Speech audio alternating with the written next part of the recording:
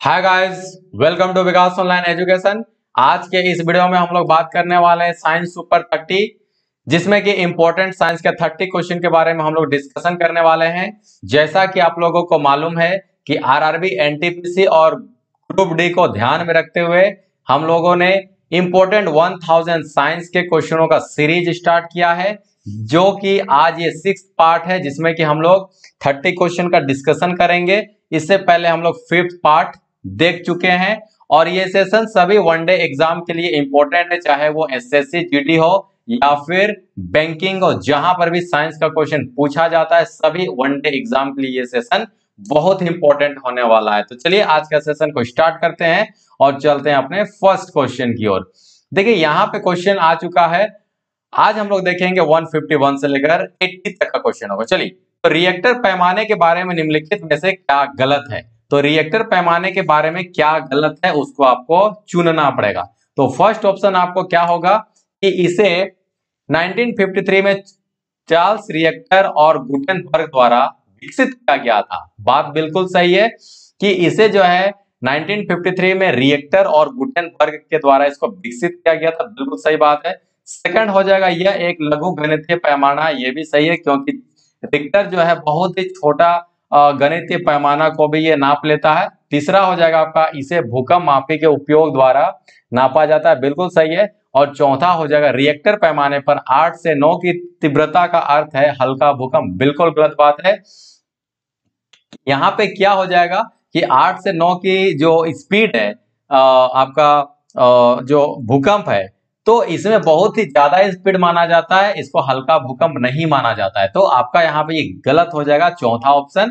ठीक है, और यही हम लोग का सही हो जाएगा। ठीक है, चलिए तो नेक्स्ट क्वेश्चन की ओर चलते हैं हम लोग। निम्नलिखित में से कौन सा विटामिन रक्त के पक्के बनने में महत्वपूर्ण भूमिका निभाते हैं। अगर सीधा सा बात करें तो खून जमने के लिए कौन सा यहाँ पे विटामिन हम लोग का उत्तर सही होगा।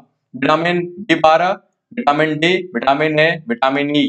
तो यहाँ पे एक बात को बोलना चाहेंगे, जब कभी भी हम लोग ये खून जमना भी बहुत इंपॉर्टेंट है, क्योंकि जब हम लोग कहीं चोट लग जाते हैं तो चोट लगने के कारण वहां पे बार बार वहां से खून निकलते रहेगा।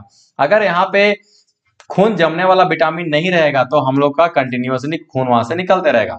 लेकिन यहाँ पे खून जम जाने के कारण से क्या होगा, खून नहीं निकलेगा और फिर ज्यादा खून नहीं बहेगा। तो खून जमने वाला जो विटामिन है वो क्या होगा, विटामिन B12। ठीक है, चलिए चलते हैं नेक्स्ट क्वेश्चन की ओर।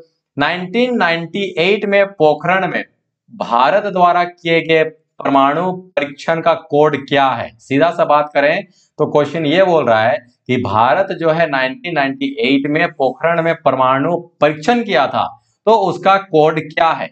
चार उत्तर आपके सामने में है और सही उत्तर क्या हो जाएगा, ऑपरेशन शक्ति। तो ऑपरेशन शक्ति को हम लोग 1998 में पोखरण में भारत के द्वारा किया गया परमाणु परीक्षण का यहाँ पे कोड रखा गया था और उसको हम लोग ऑपरेशन शक्ति के नाम से जानते हैं। चलिए नेक्स्ट क्वेश्चन की ओर चलते हैं। निम्नलिखित में से कौन सी गैस हास्य गैस है, जिसको कि हम लोग लाफिंग गैस भी कहते हैं और हंसने वाला गैस के भी नाम से जानते हैं। चार ऑप्शन आपके सामने में है और सही उत्तर हो जाएगा आपका नाइट्रिक ऑक्साइड। ठीक है, चलिए नेक्स्ट क्वेश्चन की ओर चलते हैं हम लोग। डिजिटल संकेतों का समृद्धि संकेतों में परिवर्तित करने वाला उपकरण कौन सा है। चार ऑप्शन है, वाईफाई, मॉडेम, पोर्ट और यूएसबी। तो आप लोग एक कंप्यूटर में नाम सुने होंगे मॉडेम। तो इसका काम क्या है, डिजिटल संकेत को यानी कि डिजिटल सिग्नल को ये एनालॉग सिग्नल में ये चेंज करता है। तो सही उत्तर हम लोग का क्या हो जाएगा, मॉडेम। जो कि साइंस वाले स्टूडेंट है वो इस बात को समझ रहे होंगे। चलिए तो नेक्स्ट हम लोग आ जाते हैं C6H6 क्या है। तो C6H6 साइंस वाला स्टूडेंट ये समझ रहे होंगे कि C6H6 क्या, ये है आपका बेंजीन। तो बेंजीन का फोटो यहाँ पे हम बना के दिखाना चाहेंगे।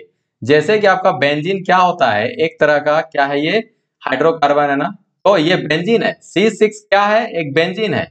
तो बेंजीन का आपका फोटो इस तरीके से होता है यहाँ पे। ठीक है, इस तरीके से यहाँ पे बेंजीन का फोटो होता है और अल्टरनेट के बाद वहां पे डबल बॉन्ड होगा। यहाँ पे डबल बॉन्ड नहीं होगा, यहाँ पे डबल बॉन्ड होगा, यहाँ पर डबल बॉन्ड नहीं होगा, यहाँ पर डबल बॉन्ड हो जाएगा।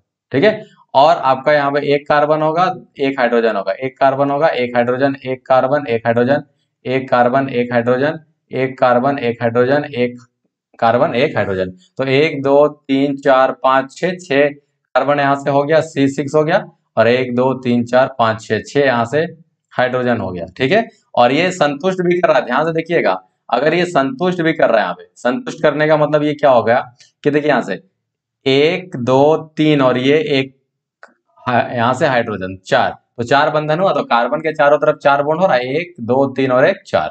यहाँ से भी कार्बन का 1 2 3 और 1 4। ठीक है, इसको अगर हम लोग पूरा डिटेल्स में बात करें तो यहाँ पे इस तरीके से, ठीक है, इस तरीके से यहाँ पे हो गया, और यहाँ पर आपका इस तरीके से यहाँ पे वो जाएगा। ठीक है, इस तरीके से वो यहाँ पे जाएगा, और एक के बाद वहां पे डबल बॉन्ड यहाँ पे लगा। तो देखिए यहाँ पर भी क्या हो रहा है, 1 2 3 4 हुआ इसका। ठीक है, यहाँ से 1 2 3 4 हुआ, यहाँ से भी 1 2 3 और 1 4 हुआ, यहाँ से भी आपका 1 2 3 4 हुआ, और यहाँ से भी 1 2 3 4 हुआ, यहाँ से भी आपका 1 2 3 4, यानी कि चारों तरफ यहाँ से सब तरफ ये बना हुआ है। तो इसका आंसर क्या हो जाएगा, बेंजीन। ठीक है, चलिए नेक्स्ट क्वेश्चन की ओर चलते हैं। प्रचुर मात्रा में उपलब्ध ज्वलनशील प्राकृतिक गैस कौन सी है? ठीक है, यानी कि जो प्रचुर मात्रा में ज्वलनशील जो हम लोग का नेचुरल गैस है वो कौन सी है? तो नेचुरल गैस हम लोग का यहाँ पे क्या हो जाएगा, सही उत्तर वो हो जाएगा आपका मीथेन। ठीक है, चलिए नेक्स्ट क्वेश्चन की ओर चलते हैं। हाइड्रोजन, हीलियम और अन्य आयनित गैसों के तारों के बीच धूल के बादल को क्या कहा जाता है? हाइड्रोजन, हीलियम और अन्य आयनित गैसों के तारों के बीच धूल के बादल को क्या कहा जाता है? ठीक है, 4 ऑप्शन आपके सामने में है, आकाशगंगा, सुपरनोवा, नेबुला और ब्लैक होल। तो यहाँ पे जो हाइड्रोजन और हीलियम और अन्य आयनित गैस है, तारों के बीच में जो धुलकन बनाता है, बादल बनाता है, उसको हम लोग बोलते हैं नेबुला। ठीक है, चलिए नेक्स्ट क्वेश्चन की ओर चलते हैं। ओनेरियोलॉजी, ओनेरियोलॉजी किसका अध्ययन है? तो ओनेरियोलॉजी पक्षी, सपने, कीट और नींद। तो ओनेरियोलॉजी जो किसका अध्ययन होगा वो हो जाएगा आपका सपना। तो जो हम लोग ड्रीम देखते हैं तो उसका स्टडी क्या हो जाएगा, ओनेरियोलॉजी। ठीक है, चलिए नेक्स्ट क्वेश्चन के चलते हम लोग। नेक्स्ट क्वेश्चन यहाँ पे सीधा सा यहाँ पे बात को समझिएगा कि वस्तु की स्थिति में परिवर्तन की दर को क्या कहते हैं? वस्तु की स्थिति में परिवर्तन की दर क्या कहते हैं? अभी मान लीजिए एक वस्तु यहाँ पे है, कुछ समय के बाद वो वस्तु यहाँ पे पहुंच जाएगा, तो इस वस्तु को क्या बोलेंगे हम लोग? ठीक है, वस्तु की स्थिति में परिवर्तन की दर को क्या कहा जाता है? यांत्रिकी तो नहीं बोलेंगे, वेग पे डिस्कशन करेंगे, वेक्टर नहीं बोला जाएगा, और परिमाप भी नहीं बोला जाएगा। तो वो क्या होगा आपका, वेग। ठीक है, चलिए नेक्स्ट क्वेश्चन की ओर चलते हैं हम लोग। WLAN, WLAN का पूरा नाम क्या है? तो WLAN का पूरा नाम हम लोग का ऑप्शन क्या हो जाएगा, वाइड, यानी कि यहां पे हम लोग का वायरलेस लोकल एरिया नेटवर्क। ठीक है, वायरलेस लोकल एरिया नेटवर्क, ये हम लोग का WLAN का यहाँ पे सही उत्तर हो जाएगा। ठीक है, तो किस पौधे का वैज्ञानिक नाम सोलेनम ट्यूबरोसम है? तो यहाँ पे सोलेनम, तो सोलेनम का मतलब होता है आलू। ठीक है, तो सही उत्तर भी हम लोग का क्या होने वाला है यहाँ पे, आलू। तो किस पौधे का वैज्ञानिक नाम सोलेनम, तो सोलेनम से ही यहाँ पे समझिएगा ये होगा आपका आलू। ठीक है, नेक्स्ट, एक वस्तु पर लगाए गए गुरुत्वाकर्षण बल को क्या कहा जाता है? तो 4 ऑप्शन आपके सामने में है। तो एक वस्तु द्वारा लगाए गए गुरुत्वाकर्षण बल को क्या बोलते हैं हम लोग, वजन बोलते हैं। ठीक है, नेक्स्ट क्वेश्चन की ओर चलते हैं। विपी पारा क्या है? विपी पारा क्या है? 4 ऑप्शन आपके सामने में है, 4 ऑप्शन हो जाएगा आपका सही उत्तर हो जाएगा धमनियों जो जिंदा पैदा होती है। ठीक है, इसको हम लोग क्या बोलेंगे, विपी पारा के नाम से जानेंगे। चलिए नेक्स्ट की ओर चलते हैं हम लोग। निम्नलिखित में से कौन सी अक्षीय हड्डी नहीं है? अक्षीय हड्डी नहीं है, एक्सियल बोन नहीं है। तो 4 ऑप्शन आपके सामने में है। ठीक है, 4 ऑप्शन आपके सामने में है, तो चारों ऑप्शन में थोड़ा सा बात कर लेते हैं हम लोग। जैसे कि ये होगा कपाल, तो ये कहाँ का हड्डी है? ये हो जाएगा हम लोग का हेड का हड्डी, यानी कि ये होगा हम लोग का सिर का हड्डी, जिसको हम लोग बोलते हैं कपाल। ठीक है, और ये मेरुदंड, इसको बोलेंगे आपको बैक बोन, यानी कि बैक बोन जो होला हड्डी होता है ना, मेरुदंड, तो वही होता है। और ये कंधा, कंधा तो आप लोग जान रहे हो, और ये पसली भी जान रहे हैं। ठीक है, जिसको कि हम लोग लोकल लैंग्वेज में क्या बोलते हैं, पंजरा के नाम से लोकल लैंग्वेज में हम लोग बोलते हैं, जो कि यहाँ पे पेट के साइड साइड में दोनों यहाँ पे हड्डी जो पाया जाता है, ठीक है। तो यहाँ पे अक्षीय हड्डी कौन सा हो जाएगा, कौन सा नहीं है बोल रहा है, तो वो हो जाएगा आपका कंधा, ठीक है। चलिए नेक्स्ट क्वेश्चन क्यों चलते हैं। किसे व्यवहारिक मनोवैज्ञानिक का जनक माना जाता है, किसे व्यवहारिक मनोविज्ञान का जनक माना जाता है। मनोविज्ञान का जनक 4 ऑप्शन आपके सामने में है और 4 ऑप्शन में आपका सही उत्तर क्या हो जाएगा, विलियम वुंड, ठीक है। तो विलियम वुंड को मनोविज्ञान का जनक माना जाता है। नेक्स्ट क्यों चलते हैं। चलिए, जब वस्तु खालिस्तान पर रखा जाता है तो अभिसरण लेंस में कोई भी परिवर्तन नहीं होगा या फिर नहीं बनेगा, ठीक है। तो फोकस बिंदु से पहले, अगर मान लीजिए कि फोकस बिंदु से पहले किसी भी वस्तु को रखेंगे तो वस्तु का, ठीक है, कोई भी लेंस पर प्रभाव, कोई भी प्रतिबिंब नहीं बनेगा। कहां पर, फोकस बिंदु से पहले। देखिए यहाँ पर अगर हम लोग पढ़े हैं, साइंस में पढ़े हैं कि वस्तु को कहां रखा जाता है, फोकस में भी रखा जाता है, तो यहाँ पर भी प्रतिबिंब बनेगा। फोकस की दूरी से दुगुनी दूरी पर भी बनेगा, फोकस की दूरी से दुगुनी दूरी से अधिक में भी रख सकते हैं। लेकिन आप लोग फोकस बिंदु से पहले तो किसी भी वस्तु को हम लोग नहीं रख सकते हैं, तो उसका प्रतिबिंब पर कोई प्रभाव नहीं होगा, ठीक है। चलिए नेक्स्ट क्वेश्चन यहाँ पे होगा, वो पहला तत्व कौन सा है जिसकी रासायनिक खेल हानि ब्रांड के द्वारा की गई थी, ठीक है। तो वो आपका 4 ऑप्शन है, 4 ऑप्शन में आपका सही उत्तर क्या हो जाएगा, फास्फोरस। ओके चलिए नेक्स्ट क्वेश्चन की ओर चलते हैं हम लोग। निम्नलिखित में से किस विद्युत चुंबकीय तरंग की तरंग सबसे कम होते, बहुत इंपॉर्टेंट क्वेश्चन है और इसका सही उत्तर क्या हो जाएगा, गामा रे। तो गामा रे का क्या हो जाएगा कि विद्युत चुंबकीय तरंग की तरंग दैर्घ्य, यानी कि गामा रे का तरंग दैर्घ्य सबसे कम होता है, ठीक है। चलिए नेक्स्ट क्वेश्चन, जब आप एक परमाणु के न्यूट्रॉनों की संख्या को बदल देते हैं, जब एक परमाणु के न्यूट्रॉनों की संख्या को बदल देते हैं तो इसका क्या परिवर्तन होता है, समस्थानिक परिवर्तन होता है, आयन परिवर्तन होता है, आवेश या फिर तत्व संख्या, ठीक है। तो ध्यान दीजिएगा कि जब कभी भी परमाणु का न्यूट्रॉनों की संख्या को ही बदल देते हैं तो उसको हम लोग क्या बदल जाता है, उसका समस्थानिक जो है वो बदल जाता है, ठीक है। चलिए नेक्स्ट क्वेश्चन की ओर चलते हैं। एमिनो एसिड के 4 प्रमुख तत्व क्या है, ठीक है। तो 4 प्रमुख तत्व आपका सामने में क्या हो जाएगा, देखिए एमिनो एसिड, एमिनो एसिड तो कार्बन, हाइड्रोजन, ऑक्सीजन और नाइट्रोजन। लास्ट ऑप्शन क्या हो जाएगा, कार्बन, हाइड्रोजन, ऑक्सीजन और नाइट्रोजन एमिनो एसिड का 4 प्रमुख तत्व है, ठीक है। चलिए नेक्स्ट की ओर चलते हैं। कंप्यूटर में स्टोरेज से संबंधित रैम का पूर्ण रूप क्या है, रैंडम एक्सेस मेमोरी, ठीक है। तो रैम का पूर्ण रूप क्या हो जाएगा, रैंडम एक्सेस मेमोरी। ये तो सभी को आना चाहिए। नेक्स्ट की ओर चलते हैं हम लोग। भारत में श्वेत क्रांति के जनक के रूप में किसे जाना जाता है, तो ये हो जाएंगे हम लोग क्या, doctor Verghese Kurien. Next question की ओर चलते हैं। एक इलेक्ट्रॉन क्या है, एक इलेक्ट्रॉन क्या है भाई, एक इलेक्ट्रॉन क्या है, उदासीन है, नहीं, सकारात्मक है, नहीं, नकारात्मक है, हाँ, जो शून्य है, गलत। तो इलेक्ट्रॉन में कौन सा चार्ज होता है, नकारात्मक यानी कि नेगेटिव। तो नेगेटिव में आप हम लोग सही उत्तर को लगाएंगे। नेक्स्ट क्वेश्चन क्यों चलते हैं। कंप्यूटर विज्ञान में सीपीयू का पूरा नाम क्या है, सेंट्रल प्रोसेसिंग यूनिट, यही उसका सही उत्तर हो जाएगा, ठीक है। चलिए नेक्स्ट क्वेश्चन क्यों चलते हैं।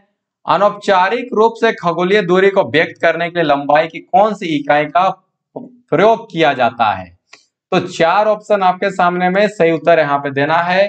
तो खगोलीय दूरी को व्यक्त करने के लिए लंबाई की कौन सी इकाई का योग किया जाता है, तो इंग्लिश में अगर बात करें तो लाइट ईयर और हिंदी में बात करें तो प्रकाश वर्ष, ठीक है। ये बात समझ में आ गया। चलिए नेक्स्ट क्वेश्चन क्यों चलते हैं। जीएसएम का पूरा नाम क्या है, बहुत इंपॉर्टेंट है।